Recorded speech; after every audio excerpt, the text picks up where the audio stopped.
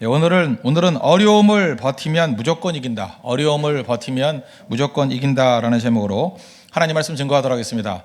이 사도행전 18장은 사도 바울의 제2차 전도 여행과 제3차 전도 여행이 이렇게 갈라지는 시점에 있습니다.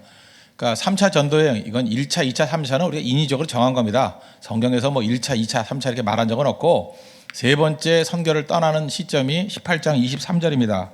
거기 보면 얼마 있다가 떠나 갈라디아와 부르기아 땅을 차례로 다니며 모든 제자를 굳건하게 하니라. 이때부터 3차 전도 여행이다 이렇게 얘기를 합니다. 그래서 20장까지가 3차 전도 여행 이렇게 얘기를 합니다.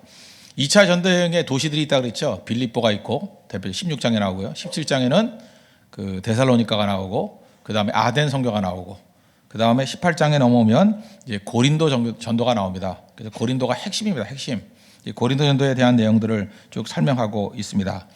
이 고린도는 아마도 초대교회 가운데 제일 숫자적으로 컸던 것 같습니다. 큰 교회였는데 초창기 때는 그렇게 열매가 많지 않았던 것 같습니다. 근데 특징이 뭐냐? 굉장히 오랫동안 체류했습니다. 사도 바울이 이 고린도에서는 1년 6개월 동안 체류했고 그다음에 3차 전도여행을 했던 핵심지가 에베소라 그랬죠. 에베소에서는 거의 3년 정도 이렇게 체류했습니다. 그러니까 굉장히 오랫동안 체류했던 도시들이 큰 교회가 많았습니다. 고린도 교회는 초대교회 당시로는 굉장히 큰 교회였다는 것입니다. 그러나 초창기의 전도는 잘 되지 않았다는 거예요. 이게 참 우리에게 아이러니죠. 처음엔 힘들었지만 나중엔 커졌던 교회, 그게 고린도 교회의 특징이라는 것입니다. 고린도는 도시적인 성격을 좀 이해해야 된다고 생각을 합니다. 고린도는 그 그리스, 우리 뭐 내용을 압니까? 그리스 이렇게 쭉 있으면 밑에 쪽에 이렇게 설명하면 좋겠네요. 옛날에 뭐 역사를 또 모르시겠네. 예. 역사를 보면은 그 그리스 밑에 쪽에 있는 반도를 펠로폰네소스 반도라 그럽니다. 그럼 아시겠어요? 펠로폰네소스 전쟁이라고 들어봤습니까? 그건 뭐냐 하면 그 펠로폰네소스 반도 밑에 있는 데가 스파르타거든요. 그리고 위쪽에 있는 데가 아테네인데 두 나라가 전쟁을 벌였습니다. 그래서 나중에 뭐 아테네가 이기죠. 이걸 펠로폰네소스 전쟁 그럽니다. 그러니까 반도니까 우리나라 반도니까 이렇게 잘록한 데가 있겠죠. 그래서 그 반도를 보기에 따라 틀려요. 이게 동서라고 얘기할 수도 있고 뭐 어떻게 보면 남북이라고 얘기할 수도 있는데 그 예를 들어서 이스라엘 쪽에서 건너가다 보면 이 반도를 삥 돌아야 로마로 갑니다. 그런데 요 잘록한 허리가 있는데 몇 킬로 되지 않아요. 그쪽 항구를 갖다 뚫고 지나가면 물건을 두고 이렇게 마차 같은 걸 옮기면 제 기억으로 17km 정도예요. 한 7, 8시간이면 옮기는 거고 배를 타고 가면 3일 정도가 걸린대요. 그러니까 그렇게 그 얇은 짤막한 파나마 운하 같은 좁은 허리가 있는 지역, 거길 고린도라 그럽니다. 그래서 고린도는 도시 전체가 양쪽으로, 그러니까 동쪽 서쪽에 다 항구가 있어요.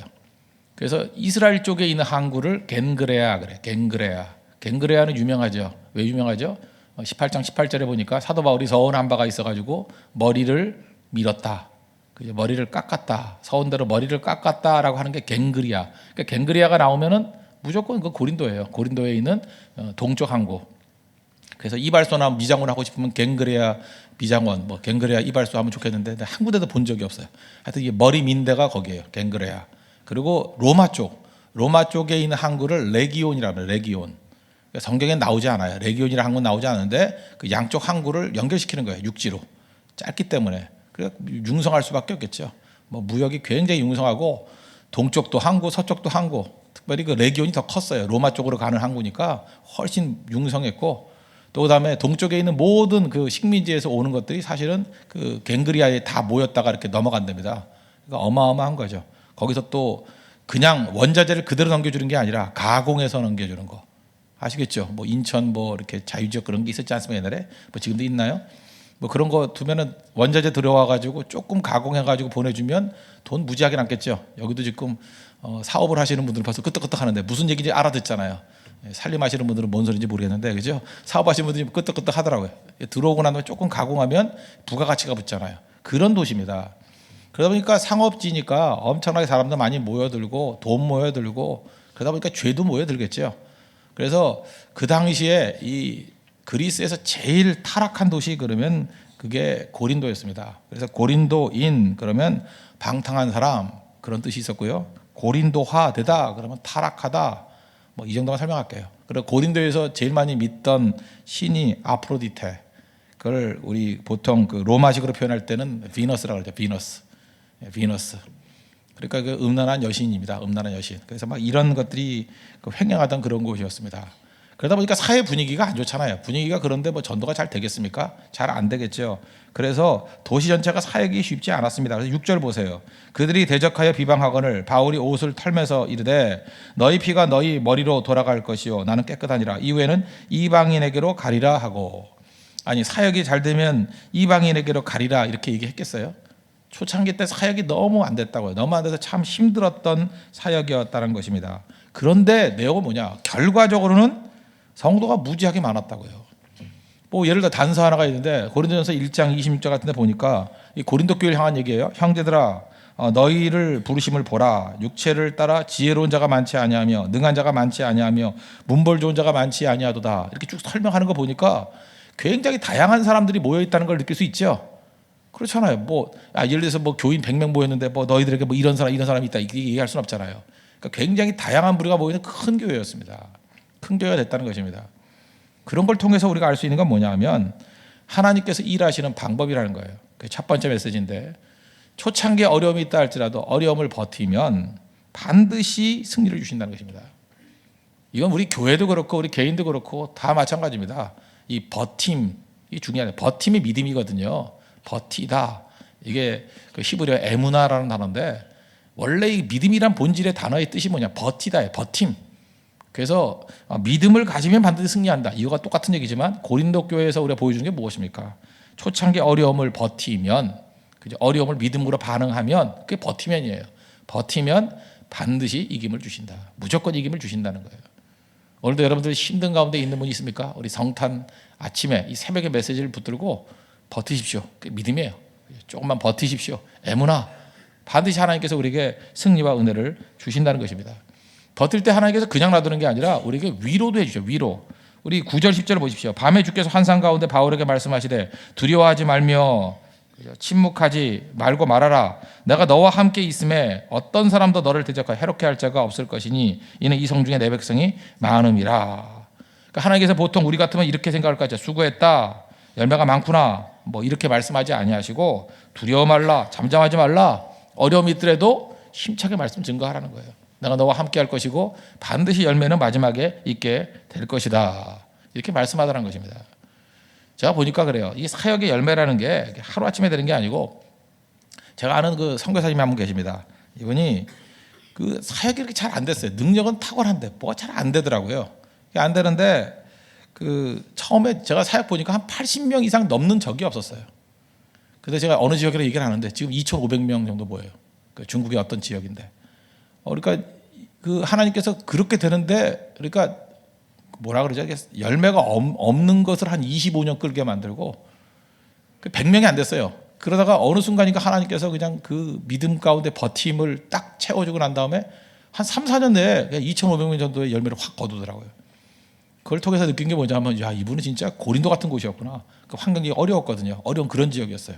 그러니까 어느 순간에 하나님께서 확 부어주시는 그런 게 있더라는 것입니다. 그러니까 주님께서 위로해 주시잖아요. 너 흔들리지 말고 잠잠하지 말고 전해봐. 이 성중에 내 백성이 많아. 분명히 부어줄 거니까 흔들리지 말고 버티고 나아가라. 이런 거하고 똑같은 것 같습니다. 여러분 그 만약에 어떤 사람한테 물이 있는데 머리카락으로 물을 막을 수 있습니까? 그러면 여러분들 가능하다고 생각하는 사람이 있어요 없어요? 없지요. 무슨 소리예요? 머리카락 갖고 어떻게 액체를 막습니까? 거기다가 그것도 머리카락을 막 쥐어 뜯어가지고 넣는 것도 아니고 그냥 머리만 잠깐 갔는데 막힐 수 있습니까? 이제 하수구 막히는 게 얘기예요. 그러면 그 믿을 사람이 누가 있어요? 그게 어떻게 막히냐고. 근데 여러분들 하수구 여자분들 막혀요 안 막혀요? 막히잖아요. 어느 순간 뭐 의도해요? 그냥 머리만 계속 감고 뭐 이러다 보면 뭐 어떤 때 6개월, 어떤 때 1년 안에 뭐 머리카락이 엉켜가지고 꽉 막혀버리잖아요. 그럼 뭐 이게 맨날 왜 막혀 이러지요. 근데 한번 생각을 해봐요. 그게 처음부터 의도한 거라 그러면 그게 되겠냐고요. 안 되잖아요. 그런데 막히잖아요. 막히면 어떤 일이 벌어져요? 물이 안 들어가서 막 그냥 홍수가 난 것이 돼버리잖아요. 그런 타이밍이 반드시 있다는 것입니다.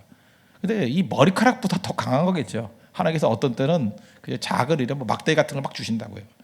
그래서 우리가 생각할 땐 굉장히 멀어 보이지만 그게 먼 게 아니에요. 그런 과정을 통과하다가 어느 순간 딱 막히면 순식간입니다. 그걸 뭐라고 표현해요? 그러니까 부흥이라고 표현하기도 하고 뭐 어떤 기적이라고 표현하기도 하는데 그런 일들이 벌어지게 된다는 것입니다. 그래서 필요한 게 뭐예요?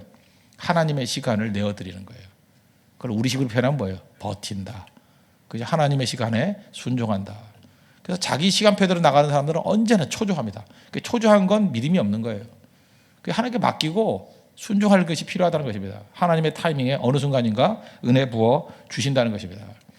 이 버티면서 했던 일이 뭐냐 하면 그냥 자기 일 열심히 했습니다. 초창기 때는 누가 도와주는 사람이 없잖아요. 그래서 이게 텐트 메이킹이라고 그러죠. 자기 자신이 그 돈 벌어가면서 일했다는 거예요.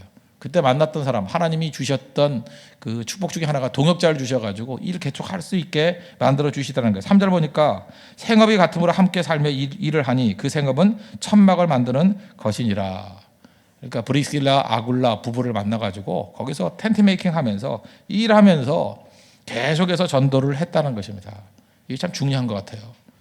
그러니까 무슨 얘기예요? 일하면서 했다는 얘기는 뭐냐 하면 굉장히 장기간 그 자리에 머물겠다고 작정한 거죠. 그렇잖아요. 무슨 성교비가 오는 것도 아니니까. 그래서 그 자리에 계속해서 꾸준히 있을 때 하나님께서 마지막 순간에 큰 부흥을 주셔서 고린도 교회라는 초대교회의 가장 강력한 교회를 세워 주셨다는 것입니다. 여기서 또 알 수 있는 게 뭐냐? 하나님께서는 우리에게 노동을 통해서 깨우침을 주신다는 거예요. 그래서 노동이 영성입니다. 가장 큰 아이디어가 있는 사람이 누구겠어요? 노동하는 사람이에요. 일하는 사람. 일할 때 아이디어가 떠오르는 겁니다. 그래서 할 수만 있으면 놀지 않는 게 좋아요. 그죠? 뭐든지 일을 해야 됩니다. 일하는 사람에게 아이디어가 있는 거예요. 그냥 가만히 앉아서 책상에 있어가지고 아이디어가 떠오르는 게 절대로 아니라는 것입니다. 그래서 글을 쓰는 사람도 일을 하는 사람이 글이 나와요. 뭐 전문적인 글쟁이 그거 내가 볼 때 불가능해요. 뭔가 일을 해야 글이 나오는 거고 그 사람들 정 안 되면 여행을 다니잖아요. 여행도 일이잖아요. 그죠? 그 돌아다녀 뭐가 나온다는 것입니다. 그래서 여러분들 어떤 분야에서 가장 열심히 일하는 사람을 만나서 얘기 나눠보십시오. 거기에 모든 영감, 인스피레이션이 다 있다는 거예요. 그죠? 그게 중요하다는 것입니다. 그래서 로마서 12장 1절 보니까 형제들아 내가 하나님의 모든 자비하심으로 너희를 권하노니 너희 몸을 하나님 기뻐하시는 거룩한 죽은 제물이 아니라 산 제물로 드리라. 이는 너희가 드릴 영적 예배지라. 그러니까 산 제물이 뭐예요? 열심히 일할 때 거기서부터 주시는 영감이 있다는 것입니다. 잘 보면은 여러분들 그 열심히 일하는 사람이 새벽기도도 잘 나와요. 그거 잘 못 느끼십니까? 지금 굉장히 바쁘신 분들, 엄청나게 일 많이 하는 분들, 그러니까 바쁘니까 기도하죠. 일이 많으니까 기도를 하죠. 왜? 하나님의 축복과 영감이 필요하니까. 좀 죄송한 얘기지만 지금 뭐 방학 때인 학생들 뭐 별로 공부 안 하고 뭐 놀고 이런 사람들 보면 이 사람 노는 게 피곤한가 봐요. 계속 피곤하대요. 예, 그리고 계속 밤새도록 뭐 딴짓 하다가 새벽엔 자고 그런 거예요. 거기 일을 시켜야 됩니다. 일을 시킬 때 능력이 나타난다. 바울 보세요. 거기서 자기가 생업 일을 하면서 복음 증거하면서 오랜 기간 버티잖아요. 그러니까 능력이 나타나잖아요. 이거는 우리 여러 부분이 있는데 하나님께서 우리에게 머물러야 될 때 분명히 하나님 약속을 주셨을 때 머무르면서 일해야 될 때가 있습니다. 특별히 섬기고 봉사하거나 뭐 저 같은 말씀 사역자 하루아침에 되는 게 아니에요. 꾸준하게 말씀 증거하면 어느 순간 탁 막히면서 부흥이 일어나는 때가 있어요. 제가 평신도니까 평신도 예를 하나 들어볼게요. 제가 아주 굉장히 좋아하는 어떤 형제가 하나 있었습니다. 그 형제가 있었는데 약간은 좀 뭐 광신자 비슷한 냄새가 나는 형제예요. 되게 열심히 해요. 그 믿지 않는 사람은 저 광신도라 그럴 정도로 굉장히 열심히 형제입니다. 근데 용인에 있는 어떤 그 외국어 학교인가요? 무슨 학교 선생님이에요. 학교 선생님인데 영어 선생님인데 이 형제가 얼마나 뜨거운 마음이 있는지 학교에 이제 기독 모임을 만들겠다, 예배 모임을 만들겠다. 막 너무 뜨거우니까 막 그렇게 하는 거예요. 그래서 제가 굉장히 많이 도움도 주고 대화도 많이 나누고 했습니다. 처음에는 학생 2명, 3명 모이더니만 왜냐하면 담임 선생님이가 오라니까 오겠죠 애들이. 그래서 몇 명 모이더니만 자꾸만 늘더라고요. 제가 마지막 들었을 때는 뭐 한 200명, 300명 이렇게 막 모였대요. 뭐 물론 한번 이제 뭐 종강예배 뭐 이럴 때겠죠. 막 이렇게 모이고 했는데 보통 때도 굉장히 많이 모였어요. 모였더니 이 형제가 너무 뜨거워지는 거예요. 나는 분명히 하나님께서 내게 말씀의 능력을 주셨대요. 그래서 이제 이거 때려치고 신학교를 가겠대요. 하여튼 이게 문제예요. 하여튼 이제 의사들도 뭐 강의 좀 하다가 되면 또 때려치고 신학 간다 그러고. 제가 그래서 그 형제한테 그런 얘기했어요. 너 지금 하는 사역이 얼마나 중요한지 아냐? 이건 목사도 못하는 사역이다. 목사가 어떻게 학교 들어가요? 학교 들어가면 뭐 받아주지 않고 애들이 모이지도 않을 거 아니에요. 너 선생님이니까 가능한 거다. 그러니까 제발 부탁이니까 3년만 해달라고. 3년이 힘들면 제발 부탁이니까 그 순간 넘겨야 되니까 1년만 해달라. 1년만 더. 그렇게 얘기를 했더니 이제 딱 중간 타협이 돼서 2년만 더 하겠다고. 그래서 2년 동안 쭉 했습니다. 그러고 난 다음에 그 형제 계속 지금도 선생님 하고 있어요. 근데 그걸 보면서 느끼는 건데 일단 원칙이 이거예요. 제 원칙 중에 하나가 뭐냐면 어떤 목회 사역을 하거나 어떤 그 헌신을 할 때에 저는 이제 목사니까 옛날에 들었던 게 있습니다. 그 목회 속담에 교인들이 눈물로 떠나는 것을 막으면 가지 말라는 얘기가 있어요. 그러니까 목회자들 이렇게 사역지를 이동할 때가 있지 않습니까? 뭐 딴 데로 옮겨갈 때가 있는데, 근데 교인들이 아유 뭐 잘 가세요 뭐 이러고 가라 그러면 가는 거지만, 진심으로 교인들이 눈물을 흘리면서 목사님 가시면 안 됩니다. 우리를 버리고 어딜 가십니까? 라고 진심이라고 느껴지잖아요. 그게 알잖아요. 인간은 진심으로 막으면 가지 말래요. 참 묘해요. 교인 버리고 떠난 목사치고 잘된 사람이 없어요. 참 묘해요. 그죠? 하나님께서 어느 순간인가 이게 떠나야 될 때면 교인들에게도 정 떨어지게 만들어 버려요. 그래서 뭐 아쉽긴 하지만 잘 가. 뭐 이런 마음이 생겨요. 근데 진심으로 마치 부모와 자식 간의 관계같이 떨어지면 안 돼요 라는 마음이 생길 때는 떠나지 말래요. 근데 그 학교가 그랬어요. 이 선생님 떠나면 안 돼요. 아이들이 얼마나 선생님을 사랑하는지, 선생님 떠나면 우리는 못 살아요 하는 분위기였어요. 근데 그 얘기를 해줬어요. 너희들 봐라. 내가 아는 애만 몇 명 있는데 우리 학교 선생님 없으면 이 모든 게 다 무너져요. 우리는 갈 데가 없어요 하는 애들이 너무 많은데 무슨 소리냐, 머물러라. 그게 첫 번째 이유고, 두 번째 희소성의 원리다. 목사 100명이 있다 할지라도 너만큼 일 못한다. 선생님이니까 들어가서 일을 하는 거지. 우린 들어갈 수도 없다. 들어가려면 먼저 수희 아저씨한테 뭐 얘기를 해야 되고, 교장 선생님 얘기를 해야 되고, 그 다음에 또 뭐 이상한 사람 왔다 그래서 신고받고 뭐 별짓 다 해야 된다. 너는 합법적으로 들어갈 수 있고 마음껏 할 수 있고 얼마든지 할 수 있는데 그게 얼마 특권이지 않냐. 희소성의 원리다. 그죠? 너는 교회 와서는 작지만 학교에서는 크더라. 그죠? 나 같은 목사는 교회에서는 크지만 학교가 너무 작아지더라. 너같이 큰 데 가서 일해라. 큰 데 가서. 학교가 내 역할을 할 수 있는 곳이다. 두 번째 이유였고, 세 번째는 확률의 문제였어요. 너는 확률상 지금 학교 사역을 하는 거는 지금 확률상 100%죠. 지금 잘 되고 있잖아요. 너는 학교에서 하는 건 100%다. 근데 내가 보니까 유능한 평신도라고 유능한 목사 되는 거 절대 아니더라. 네가 지금 선생님으로 하니까 설교도 잘하고 성공도 잘 한다 그러지, 네가 만약 목사가 돼서 한다 그러면 내가 볼 때 한 3류쯤 된다 이렇게 얘기를 했거든요. 좀 심심하게. 있어야 될 위치를 알아야지. 네가 하고 싶다고 다 되는 게 아니다. 그렇게 얘기했더니 그 말을 이해를 했어요. 그래서 제가 딴 건 모르지만 1년 2년 해보겠습니다. 그러더니만 그 다음에 신학교 간다는 소리가 없고 지금도 사역을 잘하고 있다고 이제 듣고 있어요. 이게 중요한 겁니다. 그렇죠? 이 원리, 하나님께서 주신 그 원리를 가지고 급하게 마음먹는 게 아니라 이게 중요한 거예요. 하나님 이게 눈물로 막고 있으면 가면 안 되고요. 희소성의 원리, 내가 어디 가야 이게 잘 쓰임 받을 수 있는가. 괜히 소모전할 필요 없어요. 그리고 확률이에요. 확률상 잘 되고 있는 데서 해야지. 그냥 자기 욕심 때문에 되지도 않는데 막 모험하고 나가는 거, 뭐 자기 욕심이지 어떻게 하나님이 이끄심이 되겠어요. 바울이 그랬다는 거예요. 바울은 잘 보세요. 지금 확률상을 볼 때 안 되잖아요. 그래서 떠날 마음이 있었는데 하나님이 뭐라 그래요? 가면 안 돼. 여기 있으면 돼. 너 여기 있으면 분명히 될 거야. 생업 가지고 장기간 할 생각을 해. 그죠? 그러고 난 다음에 약속 주시잖아요. 이성 중에 내 백성이 많아. 그리고 버티라는 거예요. 그랬더니 마지막 순간에 가서 어마어마하게 부흥이 일어나더라는 것입니다. 우리 삶 가운데 이런 게 되게 많아요. 그러니까 여러분들 하나님의 약속 붙들고 이 버티는 거 훈련해야 됩니다. 적어도 어떤 일을 할 때요, 우리 평신도들이라 그러면 적어도 한 3, 4년 정도는 해야 됩니다. 3, 4년, 한 5년 그 정도 해야 열매를 거두게 되는 거지. 그 이전에 이렇게 급하게 열매 거두려고 하면 아무것도 없다는 거예요. 서두르지 마십시오. 사람들은 다 그 사람의 인격도 알고 그 사람의 능력도 알게 된다는 것입니다. 그럴 때 하나님이 주시는 게 뭐예요? 그 다음에 주시는 축복, 위로도 주시고, 또 하나가 뭐냐? 하나님께서 사람들을 보내주신다는 거예요. 만남의 축복을 주신다는 것입니다. 만남의 축복.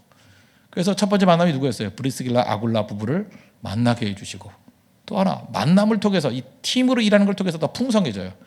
바울은요, 홀로 뛸 때는 능력이 그렇게 큰 사람 같지 않아요. 아테네에서도 혼자 있다가 별 재미 못 봤어요. 그 다음에 고린도에 와서도요, 혼자 뛸 때 재미 못 보다가 그래도 브리스길라 아굴라 부부가 오니까 약간 정서적으로 나아지고, 그 다음에 폭발적으로 능력이 나타난 게 언제냐? 5절 보십시오. 5절. 실라와 디모데가 마게도냐로부터 내려오매 바울이 하나님의 말씀에 붙잡혀 유대인들에게 예수는 그리스도라 밝히 증언하니. 이렇게 밝히 하나님 말씀을 증언했더니 이 실라와 디모데가 오니까, 이 앞부분 우리가 생략을 했는데 데살로니가에서 깡패들이 와서 막 공격했거든요. 그래서 먼저 도망친 거예요. 아테네로 왔다가 그냥 고린도로 온 거예요. 그 다음에 실라와 디모데가 아테네 건너뛰고 고린도에서 합류했어요. 그러고 난 다음에 폭발적인 능력이 나타나잖아요. 만나는 사람, 굉장히 중요하다는 것입니다. 만나는 사람. 사람이 만나면요, 이 시너지가 나타나요. 시너지. 이 어마어마한 능력이 나타나기 시작하더라는 것입니다. 거기다가 또 묘한 게 뭐냐면요, 생각지도 않았던 동역자가 생겼어요. 회당장. 거기 보니까 7절 보다 7절. 7절 보니까 거기서 옮겨 하나님을 경외하는 디도 유스라 하는 사람의 집에 들어가니 그 집은 회당 옆이라. 또 회당장 그리스도가 온 지방과 더불어 주를 믿으며 수많은 고린도 사람도 듣고 믿어 세례를 받더라. 이런 말씀이 나오죠. 여기 보세요. 회당장 그리스도. 회당에서 말씀 증거할 땐 그냥 가만히 있다가 잘 안 돼가지고 거기서 옮겼어요. 하나님을 경외하는 자 디도 유스도라는 집에 가서 말씀을 증거했으니 바로 옆이래. 회당 옆이래요. 근데 거기서는 안 되다가 바로 옆에 갔더니 또 돼요. 막 어마어마하게. 그리고 회당에서 증거할 때는 회당장이 안 믿더니만 옆집 가서 증거하니까 뭔가가 와서 듣고 변화가 되더라는 거예요. 하나님께서 이렇게 이끌어 주시는 거죠. 하나님께 어떻게 사용할지를 모른다는 것입니다. 그래서 중요한 게 뭐예요? 사람이 축복이에요. 그래서 교회는 이렇게 생각하면 됩니다. 어떤 비전과 꿈을 가지고 뭘 한다 이렇게 생각하지 말고 하나님이 꿈과 비전을 무엇을 통해 주시느냐? 사람을 통해서 보내주셔요. 그러니까 사람이 오면 그 사람이 꿈이에요. 그죠? 왜 하나님께서 이 사람들을 잠깐 보내주시냐? 이 사람의 유형들을 보면 하나님이 그 교회를 이끌어 가시는 패턴을 발견하게 된다는 것입니다. 그래서 보세요. 이게 디도 유스도 이 사람을 통해서 회당을 변화시키기 위해서 그 옆집을 변화시키는구나. 이게 분명히 있는 거예요. 자꾸만 일본 비슷한 사람들이 모여든다 그러면 일본 선교에 대한 꿈이 있는 거예요. 그죠?